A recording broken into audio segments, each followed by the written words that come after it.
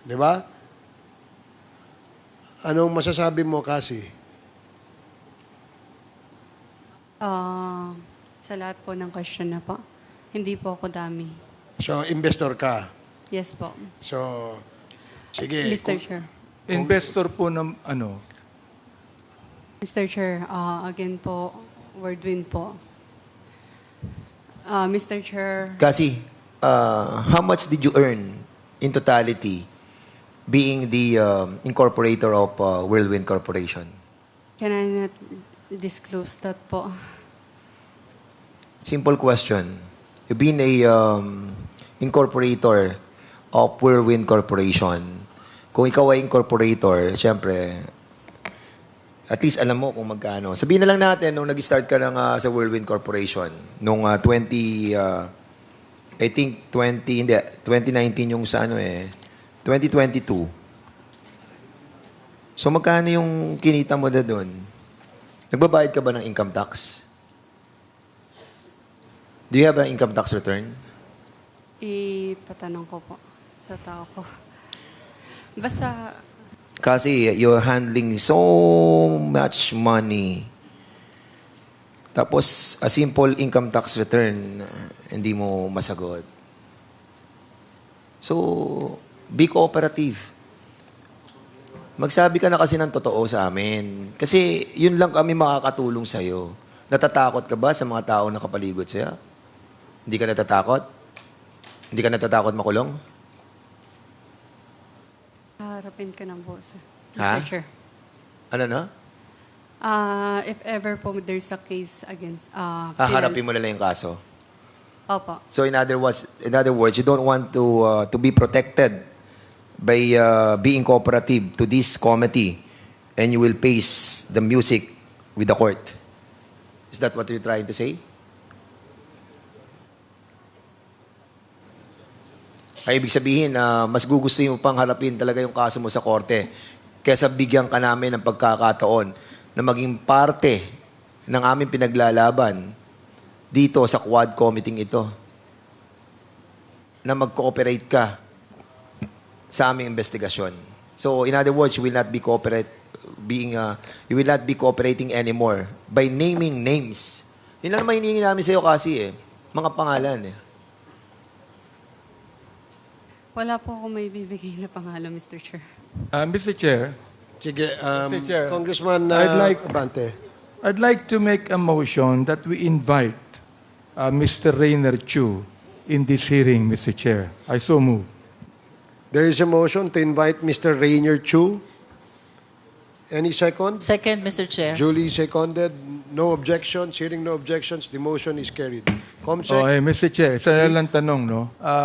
Sinabi mo kanina, Mr. Chair, Miss Cassy, na ang involvement mo ay yung income rentals ng Whirlwind. Am I right? Oo. Yes po, Mr. Chair.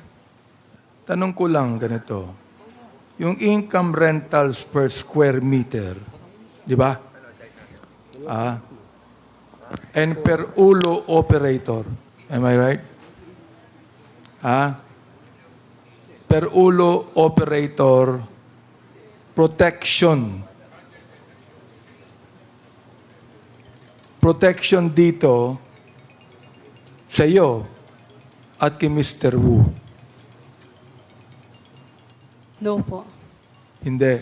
Hindi po. Wala Wala Sapagkat ikaw ang kumukolekta Ikaw ang kumukolekta ng income rentals per square meter plus yung protection para kay Mr. Wu.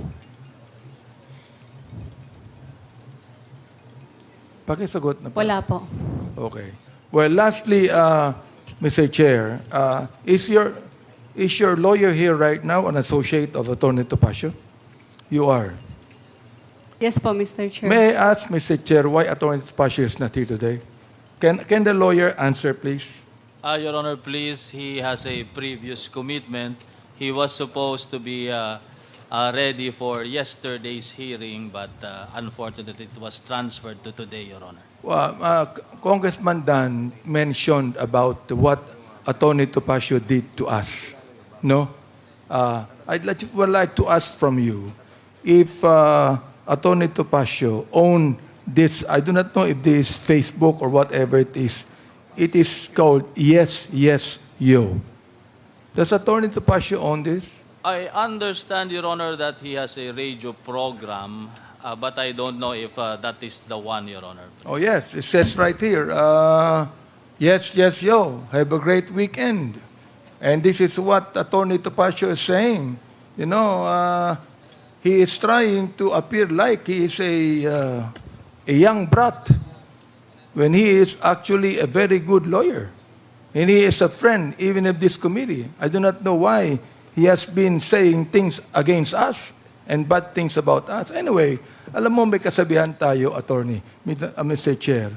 Meron akong nabasang kasabihan. You know, never approach a bull in front and never approach a horse behind and never approach an idiot in any direction. Oh, bahala ka na, attorney, kung anong gusto mong isipin tungkol doon, you know. And the thing is, we're not going to, in a way, attack him for this. Gusto ko lang sabihin sa kanya that we have a copy of all of this. I'm not actually offended, no? Nakakaano lang na the kind of very good lawyer he is. That he would appear like a young brat that does nothing but go against us who are seriously investigating this matter for the Filipino people. Para malaman po ng publiko ang katotohanan. Hindi po para sa amin. Mr. Chair, maraming salamat po. Yun lang gusto kong sabihin. Thank you, Congressman Abante. Mr. Chair, Yes, Congresswoman Luis. I just wish to add to the manifestation of the Honorable Abante that the reposting done by Yes, Yes, Yo, which we believe belongs to Attorney Topacio, constitute an act of contempt because that constitutes disrespect to the members of this committee. I hope that this is a reasonable warning for him. We are all members of the bar. We are not taught like this. We are not trained like this. We are bound to protect our legal profession. And this is not the way we should discharge our responsibility as members of the Philippine Bar. Kindly relay to Attorney Topacio. I will, Your Honor. Thank you, Congresswoman Luistro. Mr. Next, Chair? Yes, Congressman Keith Flores. Earlier when I was questioning Ms. Ong, Mr. Chair, I asked her about the ITRs of Whirlwind. So now I would just like to make it into a motion, Mr. Chair, to compel Whirlwind Corporation through Ms. Cassandra Ong to submit the income tax returns of Whirlwind Corporation from the years 2019 to 2023, Mr. Chair, and also for the settlement of the estate of the mother of Ms. Cassandra Ong, Mr. Chair. Okay, there is a motion to... Yes, sige, attorney. May I please be recognized, Mr. Chair? Your Okay, Honor. you're recognized. Your Honor, please, one problem that Ms. Ong has been complaining is that her cell phone, Your Honor, contains so many of the documents, personal documents, official documents, and she has no other way to access this information. It is in her cell phone, in her iPad, Your Honor, please. It is in these devices are in the custody of the NBI. We have twice requested, Your Honor, from the office of Director Jaime Santiago. I am not sure if the answer of one of the NBI officers is official, that they will abide by the order of the Senate or of the Congress, of this Honorable House, if there is an order to return the said gadgets, Your Honor, please.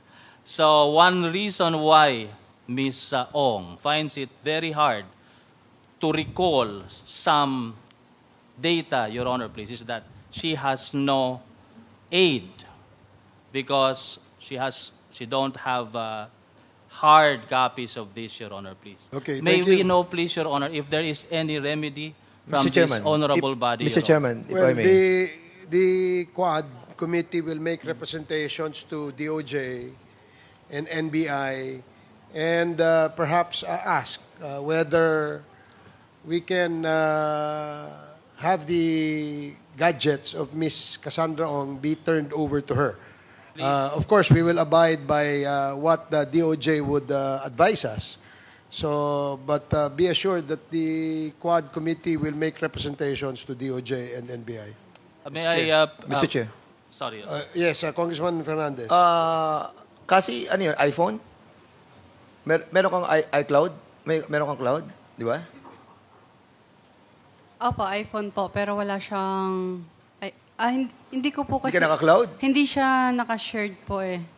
So All once the na... documents that you put on your cell phone, hindi siya automatic sharing sa cloud? Are you sure? Yes po. I can prove it naman pag nandyan po yung ano. Okay. Mr. Chair, let me amend my So- motion, Mr. Chair. Yes, Congressman Flores. So that we will not interfere with the investigation of the NBI and not retrieve the cell phone, maybe just direct the BIR office concerned, Mr. Chair, Okay. to furnish us with copies of the ITR. Is BIR here? Meron bang representative ng BIR? Yeah, in the last hearings, ito.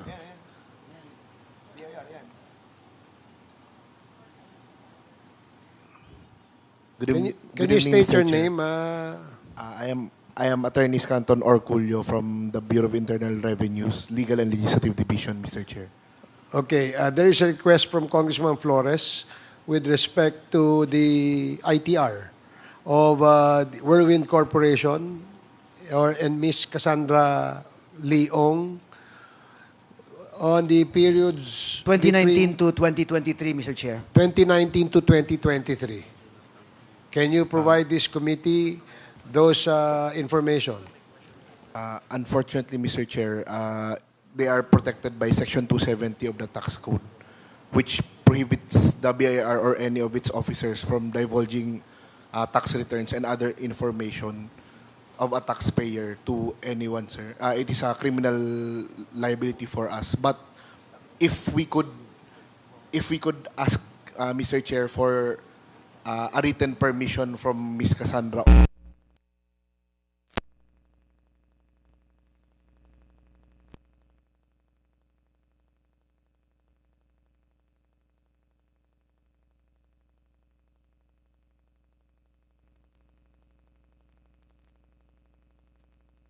BIR doon sa hinihingi ni Congressman